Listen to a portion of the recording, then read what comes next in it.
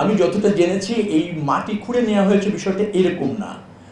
ওখানে যখন আপনার ব্রিজটা হয়েছে কিছু অবস্ট্যাকেল কিন্তু রাখা হয়, মাটি দেখবেন যে ছোট ছোট ব্যারিয়ার তৈরি করা হয়, সেখান থেকে মাটি সরানো হয়েছিল, ওটা প্রয়োজনে সরানো হয়েছিল। কিন্তু পরবর্তীতে দেখা যাচ্ছে যে না, এই সরানোটাকে অন্যভাবে দেখছে না, ইতিবাচকভাবে দেখা হচ্ছে না। ওখানে কিছু যেটাকে বলা হয় এটা কনস্ট্রাকশনের অংশ হিসেবে থাকে, কিন্তু দীর্ঘদিন ওটা সরানো হয়নি, এবং ওইটা দিয়ে একটু উঁচু জায়গা হয়ে যাওয়ার পর ওখান থেকে আবার মই দিয়ে কিছু কিছু জিনিস চুরি হয়েছে বা হওয়ার উপক্রম হয়েছে, যার ফলে সার্বিক বিবেচনা ওটা সরানো হয়েছিল।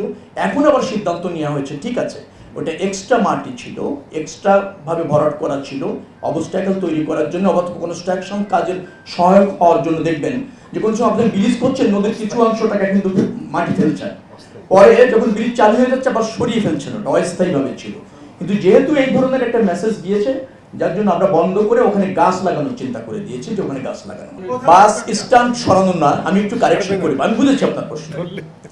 বিষয়টা হচ্ছে আমাদের ডিপো, যেমন ধরেন গ্যাপ, একটা বাস স্ট্যান্ডে 12 ঘন্টা 18 ঘন্টা 24 ঘন্টা থাকছে, আমরা মনে করছি যে ডিপোতে বাস থাকবে, সে ছাড়ার কিছু আগে আসবে, এসে সে প্যাসেঞ্জার নিয়ে বাস স্ট্যান্ডের যে ইউজ সেটা হবে।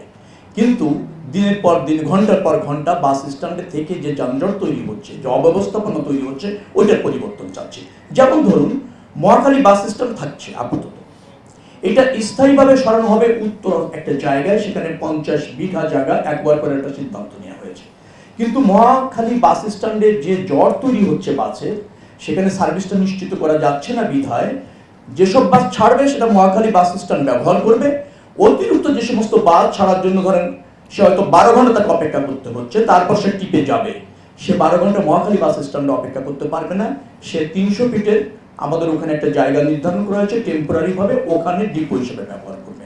বাস স্ট্যান্ড সবগুলি সরবে, কিন্তু এই যে রাতারাতি সরে যাচ্ছে আমি তা বলছি না। যেমন ধরুন সায়দাবাদ বাস স্ট্যান্ড, সেটাকে কাজপুরে একটা জায়গায় সেট করা হচ্ছে, বাস স্ট্যান্ড করা হচ্ছে, স্থায়ী সেট না, সে ওখানে শিফট হয়ে যাবে, পর্যাপ্ত সুবিধার পরেই কেবলমাত্র চলে যাবে। এখন ডিপো হিসেবে ব্যবহার হবে, শুধুমাত্র ওই স্ট্যান্ড থেকে যে বাসগুলি দ্রুততম সময় সারবে, একটা নির্দিষ্ট টাইম ওই স্ট্যান্ডে থাকবে, বাকি টাইম সে পাশের ডিপোতে গিয়ে থাকবে। এটা হচ্ছে সিদ্ধান্ত। না, যে সমস্ত প্রকল্প চীনের আগ্রহ থাকবে এবং চীন যে প্রক্রিয়ায় বাস্তবায়ন করতে চায় তা বাংলাদেশের স্বার্থে হবে, প্রকল্পের স্বার্থে হবে, আমাদের অর্থনীতির স্বার্থে হবে, সেইগুলি হয়তো নিয়ে আলোচনা হবে, এবং সেখানে চীনের যে প্রস্তাবনা আছে সেটা বিবেচনা করে সিদ্ধান্ত হবে। চীনের অনেক প্রস্তাব ব্যক্তিগতভাবে যদি আপনি বলেন আমার মন্ত্রণালয়ে আছে, তারা রেল, রোড এবং নৌতে বিনিয়োগ করতে চায়।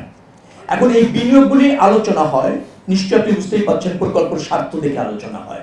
সেখানে অনেকগুলি প্রকল্প আছে যেটাতে চীনের আগ্রহ আছে এবং তাদের প্রস্তাবনাগুলো ইতিবাচক। আমরা সেগুলি পরীক্ষা নিরীক্ষা করছি। নিশ্চয়ই চীন এগিয়ে আসতে চায়, অতীতেও এখনো। আমরাও আমাদের উন্নয়নের স্বার্থে টেকনোলজিক্যাল একটু আমরা সাউন্ড হব, সেই স্বার্থে এগুলি বিবেচনা নেব, এবং উভয় দেশের স্বার্থ এবং রাইট রক্ষা করে, বেনিফিট রক্ষা করে যেসব প্রকল্পগুলি একমত হওয়া যাবে সেইগুলি গ্রহণ করা হবে। না, বাংলা থেকে পাঠানো হচ্ছে, আপনি ওইটা তো বললাম আমি, যে ওটা কেবল ফিজিবিলিটি স্টাডি হয়েছে। সব প্রকল্পই বিদেশের অর্থায়নের চীন, কোরিয়া এবং অন্যান্য দেশের আছে, কিন্তু সমস্যাটা হচ্ছে যে আমাদের বিবেচনা করতে হয় প্রকল্পর স্বার্থে এবং অর্থনীতির স্বার্থে ওই অর্থের আর্থিক সহযোগিতাটা কতটা আমাদের অনুকূলে সেটা বিবেচনা করতে হয়।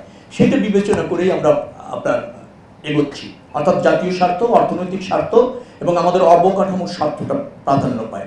যেমন অনেকেই আছে এলিভেটেড এক্সপ্রেসওয়ে করতে চায় এখান থেকে চিটাগাং, মানে ঢাকা থেকে চিটাগাং, প্রায় 200 কিলোমিটারের উপর, তাই তো?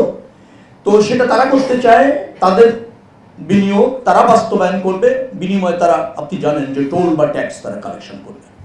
এখন যে মানের ফেইট এর এখান দিয়ে আপনি ক্যারি হয়, যে হারে প্যাসেঞ্জার ক্যারি হয়, তার যে রিটার্ন, সেই রিটার্ন আমরা যদি তাদের দেই, ওই প্রকল্পের ব্যয়, তার ইন্টারেস্ট সহ কতটা লাভ তাদের হয় আর কতটা আমাদের লস হয়, অথবা আমরা কত কম সময়ের মধ্যে তাদের দিতে পারি। তারা 50 বছরে চাইলো, আমি তো চাইবো 20 বছরে করতে পারলে ভালো হয়। তার মানে 20 বছর নিয়ে যাওয়ার পরে অবকাঠামোটা আমার হয়ে গেল, পরবর্তীতে আমি সরকার লাভবান হলাম। এই জায়গাগুলিতেই হচ্ছে আপনার বার্গেনিং এবং এক হওয়ার কূটনৈতিক এবং ধরেন প্রকল্পের স্বার্থ চেষ্টা, বার্গেনিং।